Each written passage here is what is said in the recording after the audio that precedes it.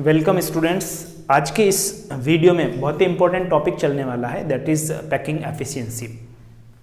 Packing efficiency, जब हम particle की पैकिंग करते हैं तो आपको पता है बीच में एम्प्टी स्पेस जिसे वॉइड कहते हैं वो छूटता है। हम वॉइड्स पढ़ भी चुके हैं। तो जितना किसी क्रिस्टल का टोटल स्पेस होता है उसमें से जो पार्टिकल्स फिल्ड किए गए हैं उनका परसेंटेज वैल्यू जो होती है वही पैकिंग एफिशिएंसी होती है। तो कैसे कैलकुलेट करना पैकिंग एफिशिएंसी को क्यूबिक क्रिस्टल के केसेस में, सिंपल में, बीसीसी में, एफसीसी में, उसके साथ साथ क्या इसकी डेफिनेशन होगी वो हम यहाँ कैलकुलेट करने जा रहे हैं, पढ़ने जा रहे हैं। तो पैकिंग एफिशिएंसी की डेफिनेशन क्या हुई? It is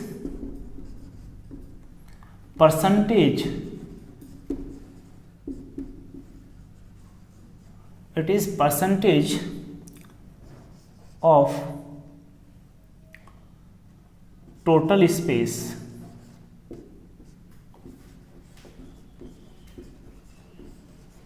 filled by the particles।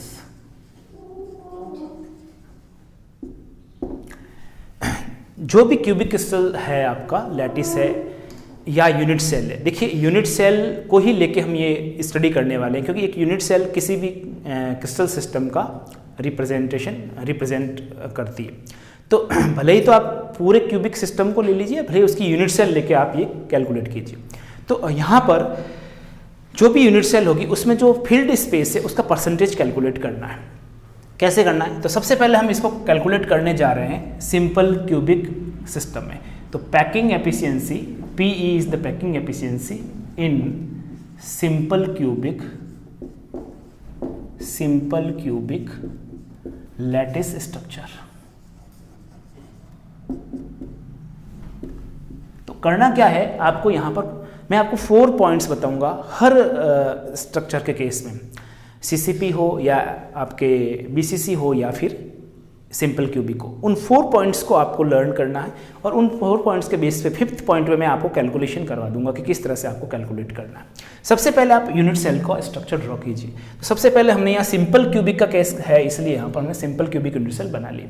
इस सिंपल क्यूबिक यूनिट सेल में क्या होता है कि 8 कॉर्नर पे 8 पार्टिकल्स होते हैं। देखिए मैंने 3 पार्टिकल्स यहाँ रखे हैं, एक डॉट डॉट करके यहाँ पर मैंने बनाया। अब ये क्यूब है तो इसकी हर साइड जो होती है वो ए यूनिट है, ठीक है। तो जैसे यहाँ से यहाँ की ये जो डिस्टेंस है दैट इज ए यूनिट। यहाँ पर दोनों कॉर्नर पे 2 पार्टिकल आपस में टच करें, ठीक है, बिल्कुल टच करने चाहिए। देखिए ये पार्टिकल इसको टच करेगा, कोई भी कॉर्नर के 2 पार्टिकल आपस में टच करेंगे। तो जो पहला पॉइंट आपको इसमें लर्न करना है वो आपको ध्यान रखना है कि ए और आर में क्या रिलेशन है। ए क्या है? Side of the cube. R क्या है? Radius of the particles. सारे पार्टिकल एक ही रेडियस के होने चाहिए। तो यहाँ पर जो पहला पॉइंट है वो हो गया ए और आर में रिलेशन। तो यहाँ पर आपके ए इज इक्वल टू कितना हो गया? 2r, ठीक है। दूसरा जो पॉइंट आपको यहाँ ध्यान रखना है, दूसरा पॉइंट देखिए ये 4 पॉइंट ही सभी में आपके काम आएंगे, इसलिए दूसरा पॉइंट आपको ध्यान रखना है volume of the unit cell. पूरी यूनिट सेल का वॉल्यूम कितना होगा? तो टोटल वॉल्यूम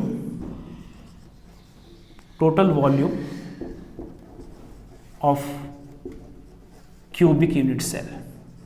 ये क्यूबिक ही है तो total volume of cubic unit cell A cube, side cube. A कितना है यहाँ पर? 2r, इसीलिए रिलेशन बनाया था। तो ये हो गया आपका 2r क्यूब, ये हो जाएगा 8r क्यूब। दूसरा पॉइंट कंप्लीट। तीसरा पॉइंट आपको इसमें याद रखना है number of effective particle in a unit cell. तो जैसे सिंपल क्यूबिक यूनिट सेल होती है उसमें total number of effective particle का मतलब होता है कि वो कितने पार्टिकल से मिलकर बनी हुई है, और ये हम बहुत पहले कैलकुलेट कर चुके हैं। फर्स्ट या सेकेंड या थर्ड जो वीडियो है उसमें ये सारा मिलेगा आपको। तो यहाँ पर हमने देखा था एक ही पार्टिकल होता है, सिंपल क्यूबिक यूनिट सेल में एक पार्टिकल होता है। तो यहाँ पर नंबर ऑफ इफेक्टिव पार्टिकल्स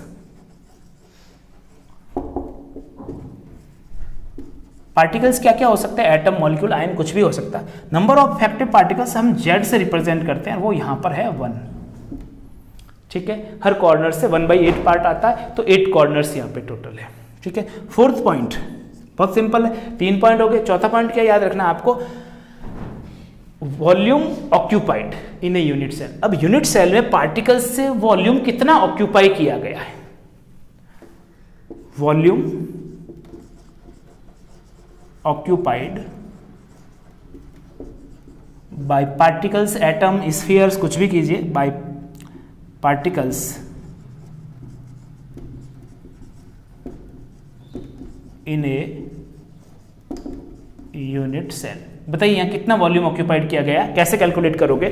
करना क्या आपको, यहाँ पर एक जो स्फेयर होता है या पार्टिकल होगा उसका वॉल्यूम कितना होगा 4/3 pi R cube, 4/3 pi R cube. अब जितने पार्टिकल्स है उससे उसको मल्टीप्लाई कर लीजिए, तो यहाँ तो एक ही पार्टिकल है तो ये हो जाएगा 4/3 पाई आर क्यूब इंटू 1, ठीक है ना, क्योंकि पार्टिकल कितना है 1, तो इतना ही रहेगा 4/3 पाई आर क्यूब। ठीक, ये 4 पॉइंट आपको स्पेशली अच्छे से याद रखने हैं, ठीक है, इनको लर्न कीजिए 4 पॉइंट। 5th पॉइंट में आपकी कैलकुलेशन, 5th पॉइंट में पैकिंग एफिशिएंसी की कैलकुलेशन, ठीक है, लगाइए फॉर्मूला पैकिंग एफिशिएंसी का according to the definition.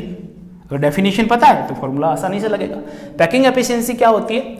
Space, it is the percentage of the total space, यानी परसेंटेज कैलकुलेट करना है कि जो स्पेस ऑक्यूपाइड है उसका। तो ऊपर क्या आ जाएगा, ऊपर तो हो जाएगा 4th number point, volume occupied by particles in a unit cell. तो 4th पॉइंट ऊपर, वॉल्यूम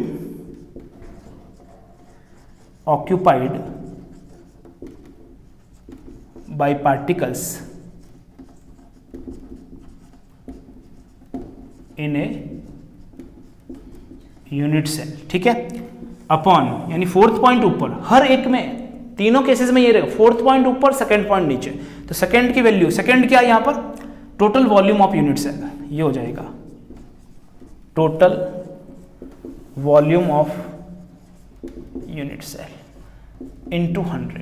बस अब करना क्या, आपको वैल्यू पुट करनी है। तो वॉल्यूम ऑक्यूपाइड 4th पॉइंट रखना आपको, कितना वॉल्यूम ऑक्यूपाइड किया है 4/3 pi R cube upon total volume कितना है, total volume A cube, that is 8r cube into 100। देखो आपने अगर 100 से मल्टीप्लाई नहीं किया तो ये पैकिंग फ्रैक्शन कैलकुलेट हो जाएगा। कई बार पैकिंग फ्रैक्शन पूछ ले तो 100 से मल्टीप्लाई नहीं करना, ठीक है ना। पैकिंग एफिशिएंसी पूछे 100 से मल्टीप्लाई कर लिया, ठीक है। कभी कभी पैकिंग एफिशिएंसी दे दे और अगर फ्रैक्शन पूछे तो 100 से डिवाइड कर दो उसको, ठीक है। ये हो गया आपका, बस इतना सा है, इसको आपको कैलकुलेट करना और कुछ भी नहीं है। कर लीजिए इसको कैलकुलेट, आर क्यूब से आर क्यूब कैंसिल कीजिए, पाई की वैल्यू रखिए और इसको कैलकुलेट कीजिए। तो ये आएगा आपके पास 52.4% अप्रोक्सीमेट। ये आपके सामने आ गया सिंपल क्यूबिक यूनिट सेल के केस में वॉल्यूम कितना ऑक्यूपाई हो रहा है, परसेंटेज वैल्यू। सेकंड हम देखते हैं इसके अंदर एफसीसी के केस में कितनी पैकिंग एफिशिएंसी आएगी। नोट कीजिए इसको, देखिए पैकिंग एफिशिएंसी स्टार्ट करते हैं अपन सिंपल क्यूबिक के बाद अब लेते हैं अपन फेस सेंटर्ड यूनिट सेल। तो पैकिंग एफिशिएंसी इन सीसीपी, क्योंकि फेस सेंटर्ड का जो केस होता है उसमें क्यूबिक क्रिस्टल जो होता है क्यूबिक क्लोज पैकिंग होती है सीसीपी। सीसीपी के लिए हम यहाँ पर एफसीसी भी लिख देते हैं, क्योंकि जो यूनिट सेल है वो तो एफसीसी टाइप की है उसकी। सबसे जो एफिशिएंट पैकिंग है वो सीसीपी में मिलती है और इसके साथ साथ एचसीपी में, दोनों की 74%, ये हम पहले पढ़ चुके हैं। एचसीपी का थोड़ा कैलकुलेशन अलग होगा कि उसकी यूनिट सेल हेक्सागोनल है, अलग है, तो उसका थोड़ा कैलकुलेशन अलग होगा, लेकिन पैकिंग एफिशिएंसी दोनों में एग्जैक्ट 74%। तो बोर्ड में आपके एचसीपी नहीं पूछा जाता बट सीसीपी जरूर पूछा जाता है और इसके ऊपर खूब सारे न्यूमेरिकल्स भी बनते हैं। तो इसके लिए हम लिख दिया सीसीपी और एफसीसी स्ट्रक्चर, ठीक है। तो सबसे पहले क्या करना आपको, वही सबसे पहले यूनिट सेल, ये देखिए हमने एफसीसी यूनिट सेल बना दी। एफसीसी में क्या होता है कि जो क्यूब है सारी साइड्स तो ए होगी, इसमें सारी साइड्स इक्वल है, ठीक है। ये भी देखिए ए लेंथ, इसकी भी ए लेंथ। अब करना क्या है कि इसके अंदर हर फेस में एक पार्टिकल होता है। तो मैं यहां पर जो ये राइट साइड वाला फेस देख रहे हो आप, जिसमें मैंने इस पॉइंट को मैं दे देता हूं ए पॉइंट, ठीक है ना, इसको मैं पॉइंट दे देता हूं बी और इसको मैं दे देता हूं सी पॉइंट, ठीक है। ये आप डी मान सकते हैं। तो यहां पर ये मैंने फेस में ये एक पार्टिकल रखा हुआ है इस फेस। जब फेस में पार्टिकल रखते हैं तो जो ये कॉर्नर पे भी मैंने 2 पार्टिकल बताए ए और सी पर। अब मैं जब कॉर्नर पे यहां अगर रखता हूं तो ये वाला इसको टच नहीं करेगा, डी वाला है, यानी 2 कॉर्नर के पार्टिकल आपस में टच नहीं होंगे। तो यहां पर जो फेस में पार्टिकल है वो अपने चारों कॉर्नर के पार्टिकल को टच करता है, यानी कि ये इसको टच करेगा, इसको भी टच करेगा, और यहाँ पार्टिकल वो भी इसको टच करेगा और ये वाला इसको टच करेगा, लेकिन कॉर्नर वाले आपस में टच नहीं करेंगे। तो यहां पर हमारे ए और आर में रिलेशन क्या होगी, तो देखिए इसका ये रेडियस है आर, ये सेंटर है, ये भी इसकी रेडियस, ये पार्टिकल की दूसरी रेडियस और ये भी इस पार्टिकल की रेडियस। अब देखिए मैंने यहां से ए और सी को ज्वाइन कर लिया, तो आपके सामने ए बी सी, ठीक है ना, ध्यान रखना। तो यहां पर एक राइट एंगल ट्राइंगल एबीसी है, ये right angle triangle ABC। Right angle कहाँ बन रहा? यहाँ पर। देखिए ये एल्टीट्यूड है, ये बेस है, ये हाइपोटेनस है। AC यहाँ पर क्या है? हाइपोटेनस। तो हाइपोटेनस जो है उस कितनी हो जाएगी? पाइथागोरस थ्योरम लगाइए, ये एल्टीट्यूड A, बेस A, तो आपके लिए हाइपोटेनस होगी √2a। और ये आपको पता होना चाहिए कि कोई भी क्यूब होता है उसका जो फेस डायगोनल अगर सारी साइड्स A है तो फेस डायगोनल √2a होते हैं और बॉडी डायगोनल √3a होते हैं। ठीक है, तो फेस डायगोनल है आपका ये AC, ये हो गया AC यहाँ पर √2a। और वैसे AC क्या है? Face diagonal. ठीक है, फेस डायगोनल। ठीक है, तो यहां पर AC एक्चुअली किसके इक्वल हो जाएगा? In respect R। तो R के केस में 1R, 2R, 3R, 4R। तो हम कह सकते हैं कि AC is equal to 4R और AC is equal to √2a। दोनों बातें सही है। तो आपके सामने जो पहला पॉइंट यहां लेना है वो A और R का रिलेशन। तो यहां हो गया आपके लिए √2a is equal to 4R। Therefore A will be equal to 4R upon √2। ये पहला पॉइंट आपको ध्यान रखना। ठीक है, दूसरा पॉइंट क्या है? दूसरा point total volume of the unit cell. बहुत आसान है, total volume of cubic unit cell that is a cube. A cube, अब ये कितना हो जाएगा? ए क्यूब ये हो जाएगा आपका 4R अपॉन √2 का होल क्यूब। ठीक है, इसको सॉल्व कर लेना, आराम से हो जाएगा सॉल्व, कोई दिक्कत नहीं होगी। तीसरा पॉइंट लेना है number of effective particles. Number of effective particles. यहां पर नंबर ऑफ इफेक्टिव पार्टिकल्स को Z से भी रिप्रेजेंट कर सकते हैं। तो Z कितना होगा बताइए आप? सिंपल क्यूबिक में एक पार्टिकल होता है, FCC में एक पार्टिकल तो कॉर्नर से और 3 पार्टिकल आ गया आपके फेस से, तो कितना हो गया? 4। तो ये हो गया नंबर ऑफ इफेक्टिव पार्टिकल 4। ठीक है, अब आपको लेना है फोर्थ पॉइंट। क्या था फोर्थ पॉइंट? फोर्थ पॉइंट था आपका वॉल्यूम ऑक्यूपाइड। यूनिट सेल में कितना वॉल्यूम ऑक्यूपाइड? तो volume occupied by particles in a unit cell. बताइए, एक पार्टिकल का वॉल्यूम 4/3πr3, ये पता होना चाहिए एक पार्टिकल का वॉल्यूम। तो टोटल पार्टिकल कितने हैं? Z कितना? 4। तो Z से मल्टीप्लाई यानी 4 से मल्टीप्लाई कर लो, ये हो गया वॉल्यूम ऑक्यूपाइड। ठीक है, अब आपको क्या करना? फिफ्थ पॉइंट आते ही पैकिंग एफिशिएंसी का फॉर्मूला लगाओ और पैकिंग एफिशिएंसी क्या हो जाएगी? Fourth point upon second point. तो फोर्थ पॉइंट क्या है? Volume occupied by particles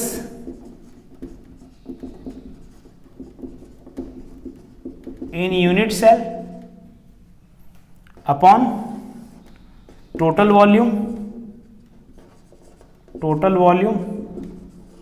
of unit cell।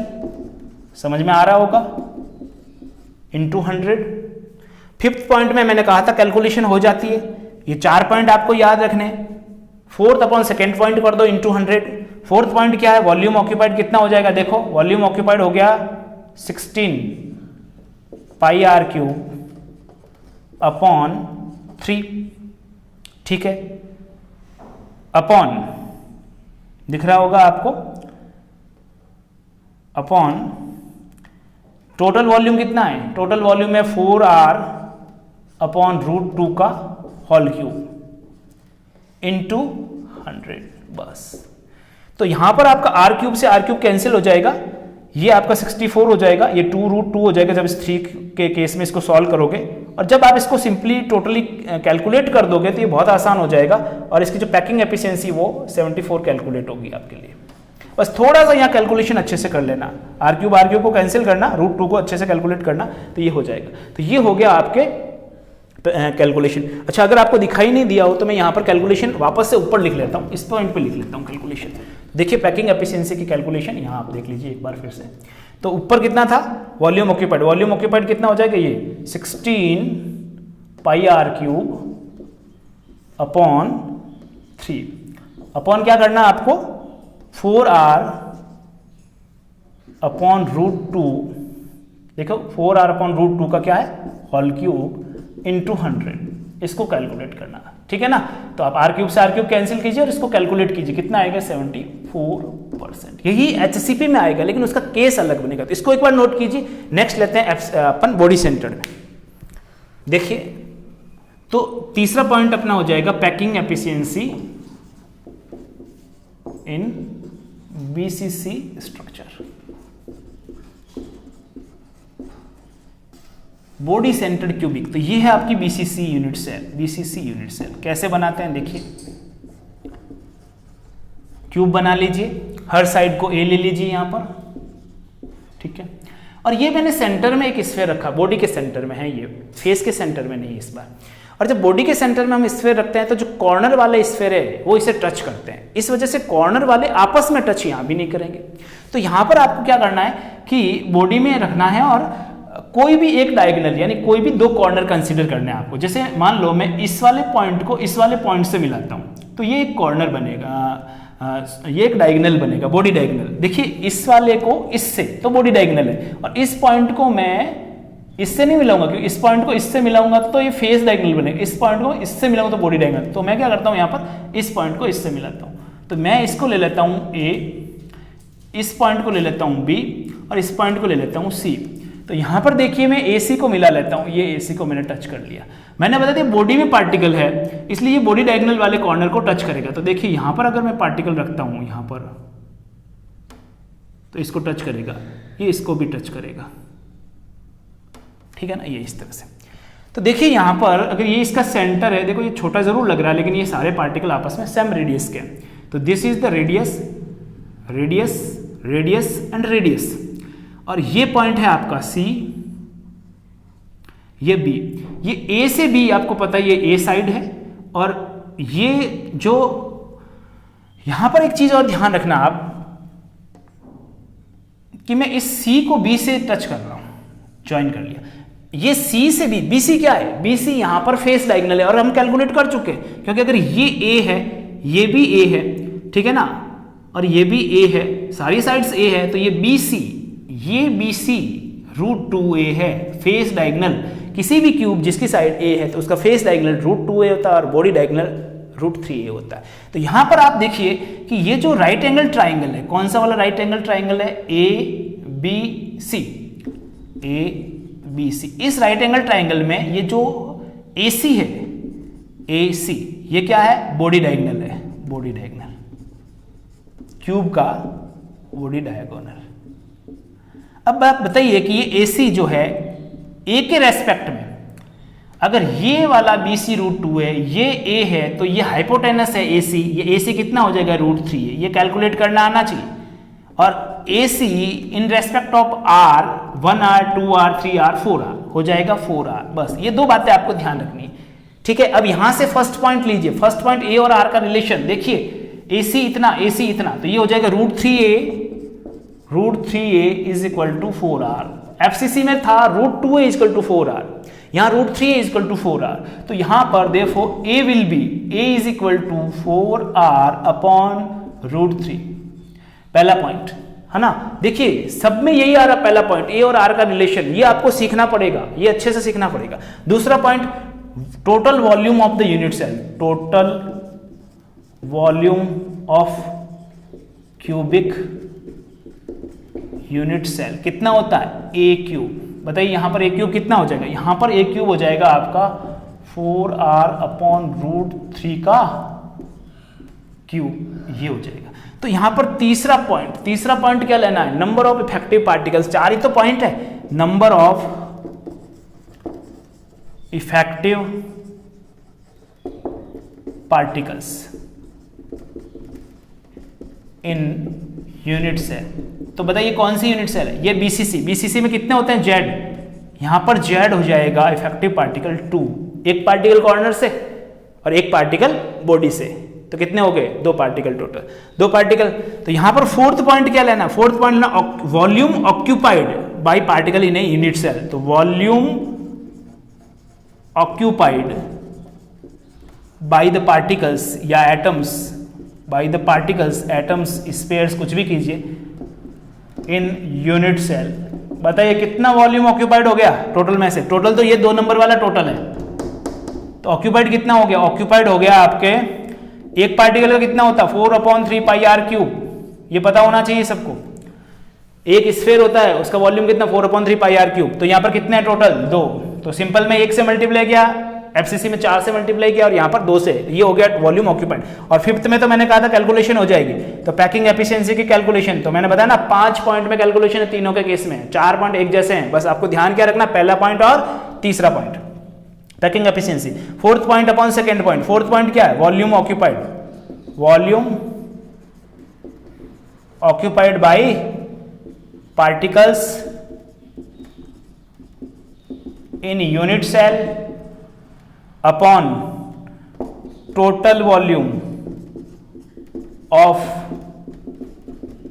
Unit cell into 100, ये लगा लिया फॉर्मूला, एक जैसा फॉर्मूला सब में, fourth point upon second point लगाना इनटू 100 करना, कैलकुलेट कर दीजिए। कैलकुलेशन नीचे आपको दिख रहा है क्या, ठीक है मैं नीचे ही लिख लेता हूं कैलकुलेशन, तो कैलकुलेशन हो जाएगी वॉल्यूम ऑक्यूपाइड कितना हुआ, देखिए ये वॉल्यूम ऑक्यूपाइड है, तो 4/3 पाई आर क्यूब को 2 से मल्टीप्लाई करो, कितना हो जाएगा 8/3 pi R cube upon total volume of the unit cell, total volume कहां, ये total volume, fourth upon second point 4r upon √3 का होल क्यूब इनटू 100, कैलकुलेट कीजिए, r क्यूब से कैंसिल हो जाएगा, इस √3 का क्यूब हटाओगे तो 3√3 हो जाएगा और ये हो जाएगा 64, इस तरह से 8 और 64 को कैंसिल करना, 3 को 3 से काटना, √3 पीछे रहेगा, पाई की वैल्यू रखना और कैलकुलेशन करना, तो ये आएगा आपका 68%।